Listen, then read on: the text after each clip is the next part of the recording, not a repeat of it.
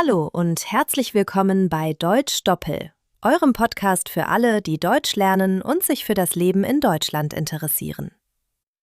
Ich bin Maria. Und ich bin Lukas. Schön, dass ihr wieder dabei seid. Heute sprechen wir über ein Thema, das uns alle betrifft: unsere Pläne für die Zukunft. Jeder von uns hat Träume, Wünsche und Ziele, egal ob groß oder klein. Genau, und manchmal ist es gar nicht so leicht, über die eigene Zukunft nachzudenken. Oft weiß man gar nicht, was man möchte, aber manchmal hat man auch ganz klare Vorstellungen. Ich finde, es ist wichtig, sich mit seinen Plänen zu beschäftigen, damit man nicht nur vom Alltag bestimmt wird. Ich erinnere mich, dass ich als Kind immer davon geträumt habe, Fußballprofi zu werden. Damals war das mein großer Plan. Heute habe ich andere Ziele, aber ich finde es spannend, wie sich Pläne im Leben verändern können. Ja, das kenne ich auch. Als ich jünger war, wollte ich unbedingt Tierärztin werden. Jetzt interessiert mich etwas ganz anderes. Aber ich glaube, das ist normal. Unsere Pläne wachsen mit uns und manchmal ändern sie sich, weil wir neue Erfahrungen machen oder andere Menschen kennenlernen. Maria, wie entstehen bei dir neue Pläne? Gibt es einen bestimmten Moment, in dem du sagst, jetzt will ich etwas verändern? Oft entstehen meine Pläne, wenn ich merke, dass ich mit etwas nicht zufrieden bin. Zum Beispiel habe ich vor 2 Jahren gemerkt, dass mir mein Job nicht mehr so viel Spaß macht. Dann habe ich angefangen, nach neuen Möglichkeiten zu suchen. Ich habe mir überlegt, was ich gern mache und was ich gut kann. So ist die Idee entstanden, vielleicht ein eigenes Café zu eröffnen. Das klingt nach einer guten Strategie. Ich glaube, viele Menschen machen sich Gedanken über die Zukunft, wenn sie merken, dass ihnen etwas fehlt oder sie sich weiterentwickeln möchten. Manchmal kommt ein Plan aber auch ganz spontan. Zum Beispiel, wenn ich auf einer Reise bin und eine neue Stadt entdecke, denke ich plötzlich, hier könnte ich auch mal leben. Ja, das stimmt. Reisen inspiriert mich auch oft. Oder Gespräche mit Freunden. Manchmal erzählen sie von ihren Zielen und dann denke ich, das könnte ich auch mal probieren. Es ist also wichtig, offen für neue Ideen zu sein. Und manchmal werden Pläne auch durch äußere Umstände beeinflusst. Wenn zum Beispiel jemand eine Familie gründet, ändern sich die Prioritäten. Oder wenn man einen neuen Job bekommt, muss man vielleicht umziehen. Das Leben ist immer in Bewegung. Ich finde, es gibt verschiedene Arten von Plänen. Manche Menschen haben sehr konkrete Ziele, wie zum Beispiel, ich will in 2 Jahren meinen Abschluss machen. Andere haben eher Wünsche, wie, ich möchte irgendwann mal eine Weltreise machen. Was für Pläne hast du, Lukas? Ich habe im Moment einen ganz praktischen Plan. Ich möchte in den nächsten Monaten meine Deutschkenntnisse verbessern, damit ich mich im Beruf sicherer fühle. Dafür habe ich mir vorgenommen, jeden Tag eine halbe Stunde zu üben. Außerdem träume ich davon, eines Tages ein Buch zu schreiben. Das ist eher ein langfristiges Ziel. Das klingt spannend. Ich habe auch verschiedene Pläne. Kurzfristig möchte ich mehr Sport machen, weil ich gemerkt habe, dass ich mich dann besser fühle. Langfristig, wie gesagt, träume ich von meinem eigenen Café. Und ich möchte mehr reisen, um andere Länder und Kulturen kennenzulernen. Es ist interessant, wie unterschiedlich unsere Pläne sind. Manche sind sehr konkret, andere eher vage. Ich glaube, das hängt auch davon ab, wie viel Erfahrung man schon hat und wie sicher man sich fühlt. Ja, und manchmal ist es auch gut, einen Plan zu haben, der flexibel ist. Dann kann man sich anpassen, wenn etwas nicht so läuft wie gedacht. Viele Menschen wissen gar nicht genau, wie sie ein Ziel setzen sollen. Maria, hast du einen Tipp, wie man das machen kann? Ich habe mal gelesen, dass Ziele smart sein sollten. Das heißt, spezifisch, messbar, attraktiv, realistisch und terminiert. Zum Beispiel, Ich möchte bis Ende des Jahres 10 Bücher lesen. Das ist besser als einfach nur, ich will mehr lesen. Das ist ein guter Tipp. Wenn ich mir ein Ziel setze, überlege ich auch, warum ich es erreichen will. Das motiviert mich. Zum Beispiel, ich möchte Englisch lernen, damit ich mit meinen Kollegen im Ausland sprechen kann.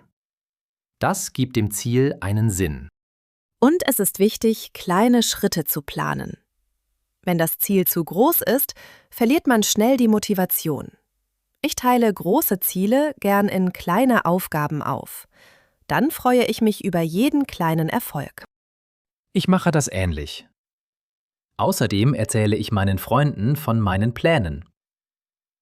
Dann fühle ich mich ein bisschen verpflichtet, wirklich etwas zu tun. Das ist eine gute Strategie. Vielleicht hilft es auch euch, wenn ihr eure Ziele mit anderen teilt. Jetzt machen wir eine kleine Übung. Überlegt euch ein Ziel für die nächsten 6 Monate.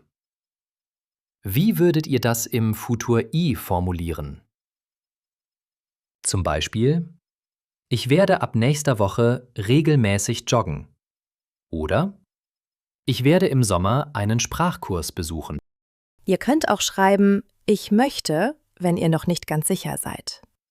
Zum Beispiel, ich möchte im nächsten Jahr eine neue Arbeit finden. Überlegt euch euren eigenen Satz und sprecht ihn laut aus. Wenn ihr möchtet, schreibt ihn auf. Das Futur ing ist im Deutschen ganz einfach. Man benutzt das Verb werden und den Infinitiv. Zum Beispiel, ich werde mehr Deutsch sprechen. Probiert es einfach aus. Ihr könnt auch überlegen, warum ihr dieses Ziel habt. Zum Beispiel, ich werde mehr Deutsch sprechen, damit ich mich mit meinen Kollegen besser verstehe. Das macht euren Plan noch klarer. Nicht immer läuft alles nach Plan. Manchmal gibt es Probleme. Oder man verliert die Motivation.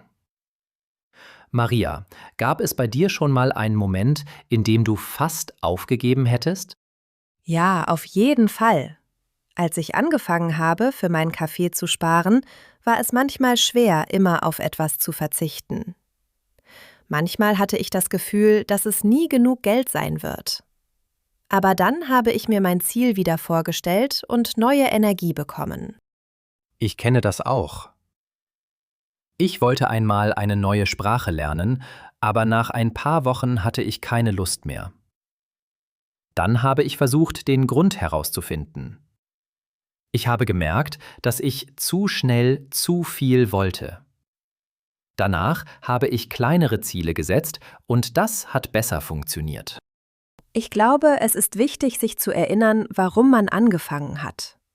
Und manchmal hilft es, sich eine Pause zu gönnen und dann neu zu starten.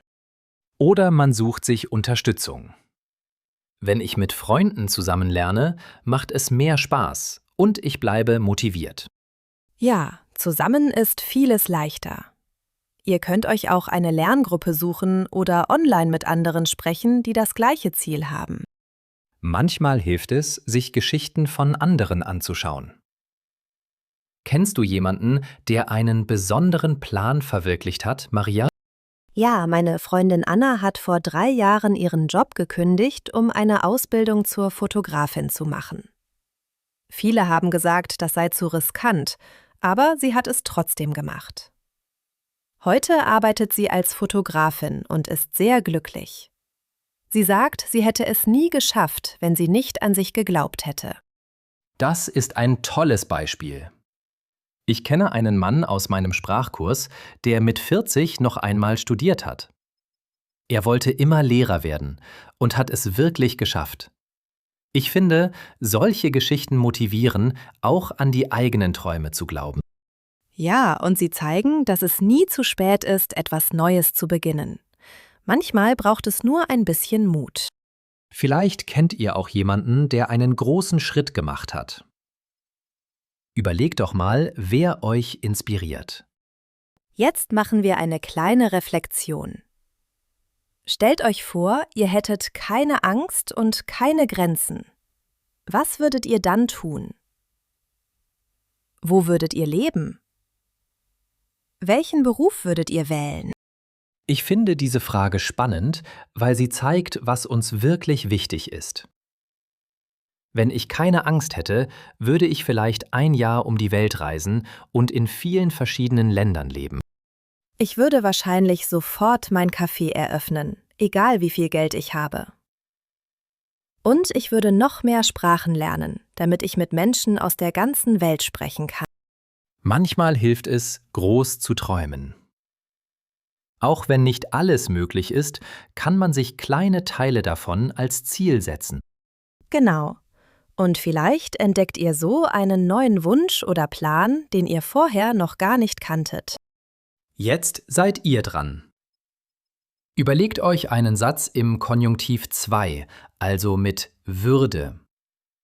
Zum Beispiel: Wenn ich mehr Zeit hätte, würde ich ein Instrument lernen. Oder: Wenn ich genug Geld hätte, würde ich eine Weltreise machen. Ihr könnt diese Sätze laut sagen oder aufschreiben. Es hilft, die eigenen Wünsche klar zu formulieren, auch wenn sie im Moment noch nicht möglich sind. Und manchmal merkt man, dass ein Traum doch gar nicht so weit weg ist. Vielleicht könnt ihr schon heute einen kleinen Schritt in diese Richtung machen. Lukas, findest du, dass Deutschlernen auch ein Plan für die Zukunft sein kann? Auf jeden Fall. Wer eine Sprache lernt, öffnet viele Türen, im Beruf, im Alltag und im Kontakt mit anderen Menschen. Ich habe gemerkt, dass ich mich viel freier fühle, seit ich besser Deutsch spreche. Ja, und man kann neue Freunde finden, einen neuen Job bekommen oder einfach mehr verstehen. Ich glaube, viele unserer Hörerinnen und Hörer lernen Deutsch, weil sie in Deutschland leben oder arbeiten wollen. Genau. Und auch hier gilt, kleine Ziele helfen. Zum Beispiel: Ich werde jeden Tag 10 Minuten Deutsch hören. Oder: Ich werde pro Woche einen Podcast wie Deutschdoppel hören. So bleibt ihr motiviert. Und wenn ihr mal keine Lust habt, ist das auch okay. Wichtig ist, dass ihr dranbleibt und euch nicht entmutigen lasst. Heute haben wir über persönliche Pläne gesprochen und darüber, warum es wichtig ist, Ziele zu haben. Wir haben Beispiele aus unserem Leben erzählt und Tipps gegeben, wie man Pläne macht und durchhält. Wir haben gelernt, dass Pläne sich verändern können und dass es normal ist, auch mal einen Rückschlag zu erleben. Wichtig ist, dass man nicht aufgibt und kleine Schritte macht. Und wir haben geübt, wie man Ziele mit Futur 1 und Wünsche mit Konjunktiv 2 formuliert. Vielleicht habt ihr ja Lust, das gleich auszuprobieren. Wir hoffen, ihr habt jetzt neue Ideen für eure eigenen Pläne und fühlt euch motiviert, etwas Neues zu beginnen. Jetzt seid ihr dran. Schreibt uns in die Kommentare, was ist euer wichtigster Plan für die nächsten Monate? Was würdet ihr tun, wenn alles möglich wäre? Versucht Sätze mit Futur I oder mit Würde zu schreiben. Erzählt uns auch, warum ihr euch das wünscht und wie ihr euer Ziel erreichen wollt. Vielleicht habt ihr auch Tipps, wie man motiviert bleibt oder wie man mit Schwierigkeiten umgeht. Wir freuen uns auf eure Geschichten. Das war's für heute. Wir hoffen, ihr hattet Spaß beim Zuhören und denkt jetzt mit Freude an eure Zukunft. Wir wünschen euch viel Erfolg bei euren Plänen. Bleibt neugierig und mutig und denkt daran, jeder kleine Schritt bringt euch weiter. Bis zum nächsten Mal bei Deutsch Doppel. Macht's gut und bleibt dran. Tschüss und viel Glück für eure Zukunftspläne.